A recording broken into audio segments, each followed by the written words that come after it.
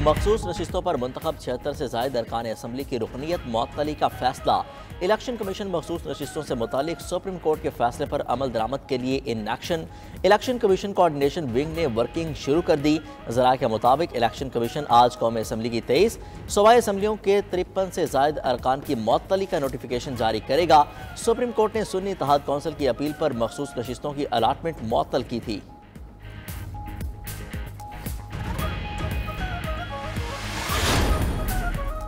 Donald Bloom और opposition रहनुमाओं में पाक अमरीका ताल्लुकात पर बात हुई। तर्जुमान अमरीकी महकमा खारजा मैथ्यू मिलर ने कहा कि मुआशी इस्लाहात, इंसानी हुकूक और इलाकाई सलामती के उमूर भी ज़ेर बहस आए।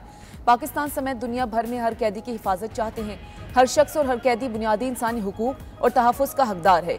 पाकिस्तान में किसी सियासी जमात पर अमरीका का कोई पोजीशन नहीं है। शराकतदारों के दरमियान सिफारती ताल्लुकात की हिमायत करते हैं। सऊदी वली अहद के मुमकिना दौरा पाकिस्तान से मुतालिक सवाल पर मैथ्यू मिलर का जवाब।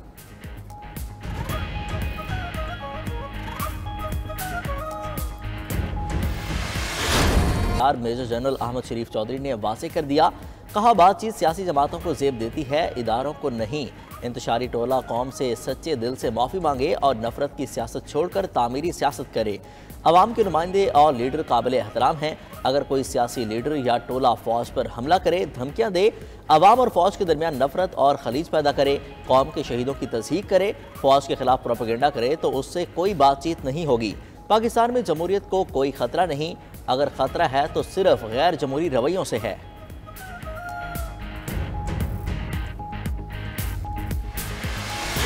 9 मई करने और करवाने वालों को सजा देना पड़ेगी। सजा ना दी गई तो मुल्क का नुकसान होगा, निज़ाम इंसाफ पर सवाल उठेगा।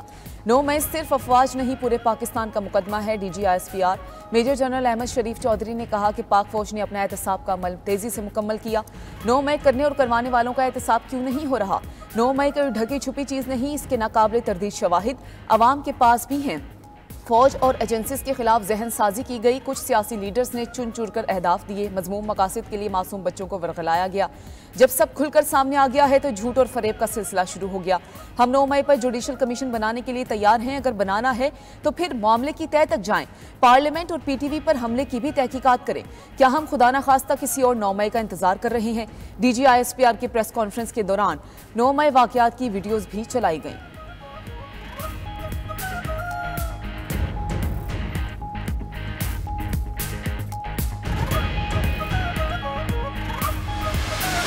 फरवरी को जो टर्नआउट था वो तकरीबन 47%। उस पार्टी को पड़े 18.5 मिलियन वोट, जो कि कुल का बनता है 31%। तो 69-70% जो वोट पड़ा वो तो उस बयानिए को नहीं पड़ा। और अगर मैं इसको आबादी के तनासब से देखूं, पाकिस्तानी कुल आबादी का ये 7.5% बनता है मेरे भाई।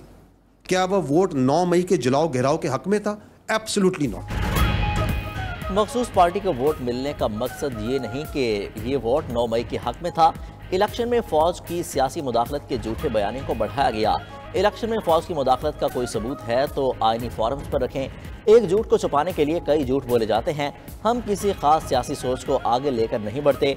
तर्जुमान पाक फौज ने वाज़ेह कर दिया। मेजर जनरल अहमद शरीफ चौधरी ने मजीद कहा कि ये बात गलत है कि इस जमात को मिलने वाले सारे वोट फौज के खिलाफ थे। इलेक्शन में फौज का किरदार सिर्फ महफूज माहौल फराहम करना था। हक़ाइक़ देखे जाएँ तो आम इंतखाबात में 47% टर्न आउट था। 6.5 करोड़ वोट कास्ट हुए। 31% वोट एक मखसूस जमात को पड़ा जो मजमूई आबादी का सिर्फ 8% बनता है। 93% आबादी उनके बयाने के साथ नहीं खड़ी हुई।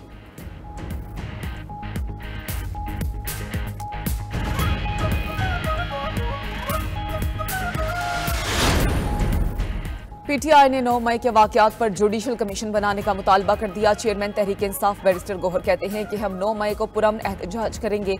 बानी PTI का मकसद ऐसा नहीं था कि अमेरिका से ताल्लुक खराब किए जाएं। शेर अफजल मरवत को बानी PTI से मिलने अंदर नहीं जाने दिया गया। बानी PTI को सुप्रीम कोर्ट के हुक्म पर तसल्ली है।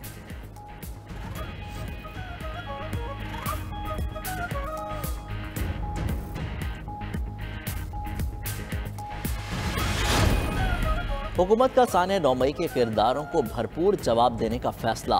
9 मई को वफाकी काबीना का खुसूसी इजलास पार्लियामेंट हाउस में तलब कर लिया। ज़राए के मुताबिक वज़ीर-ए-आज़म वफाकी काबीना के फोरम से 9 मई वाक़या पर खुसूसी पैगाम देंगे। काबीना इजलास में 9 मई वाक़या की मसम्मत की जाएगी। 9 मई को सेहत दिन करार दिया जाएगा। वज़ीर दिफा ख्वाजा आसिफ कहते हैं 9 मई हमेशा याद दिलाएगा एक शख्स और गिरोह ने अपने ज़ाती एजेंडे और इक़्तिदार की हवस में वतन अजीज़ की असास पर हमला किया।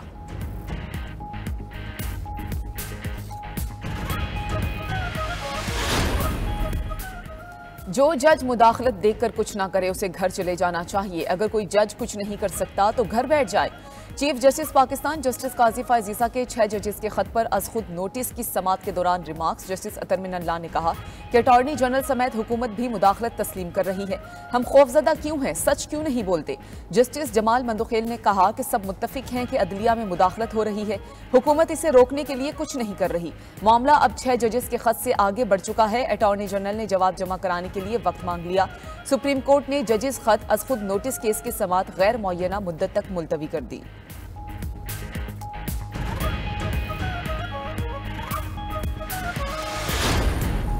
साबिक निगरान वज़ीर-ए-आज़म अनवारुल हक काकड़ ने गंदम दरामद करने के फैसले की जिम्मेदारी कबूल कर ली।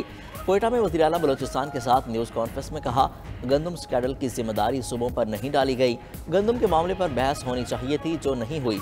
दूसरी जानिब वज़ीर आला सिंध मुराद अली शाह ने कहा, गंदम स्कैंडल में जो भी मुलविस पाया गया उसे सजा मिलेगी।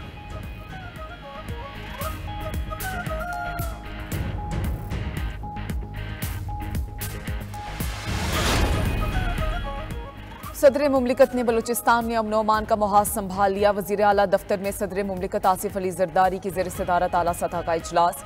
दहशतगर्दी के खिलाफ मुतफ़िका कौमी बयानिया अपनाने के लिए मुशावरत शुरू करने का फैसला किया गया। सदर ने कहा कि बलूचिस्तान के मुस्तकबिल के लिए तमाम सियासी कुव्वतों से बातचीत करेंगे। कुछ ताकतें बलूचिस्तान और मुल्क में इस्तेहकाम नहीं चाहती। कानून नाफिज करने वाले इदारे दहशतगर्दी के खिलाफ कार्रवाइयाँ जारी रखें।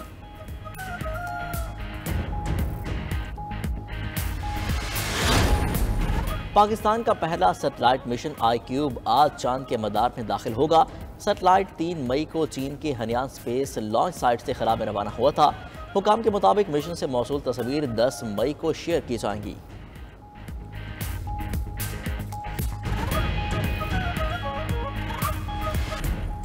ब्राज़ील में बारिशों और सैलाब से तबाही, हलाकतों की तादाद 90 तक पहुंच गई। मुख्तलिफ हादसात में 361 अफराद जख्मी हो चुके, 131 लापता। खबर एजेंसी के मुताबिक सैलाब से 1,55,000 अफराद बेघर हो गए।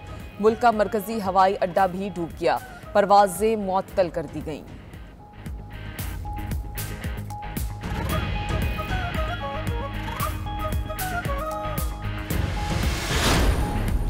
मुल्क भर में मौसम आज भी गर्म और खुश्क रहेगा। मैदानी इलाकों में दिन के दर्जा हरारत में बतदरीज इजाफे का इम्कान। गर्मी से बेहाल लोगों का मौसम का हाल बताने वालों ने अच्छी खुशखबरी सुना दी। 10 से 12 मई तक मुल्क भर में बारिशों की पेशगोई कर दी गई।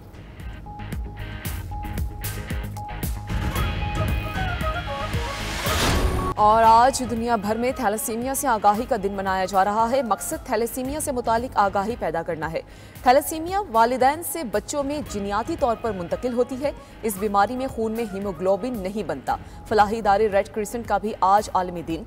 मकसद इंसानी हमदर्दी की अहमियत को उजागर करना है।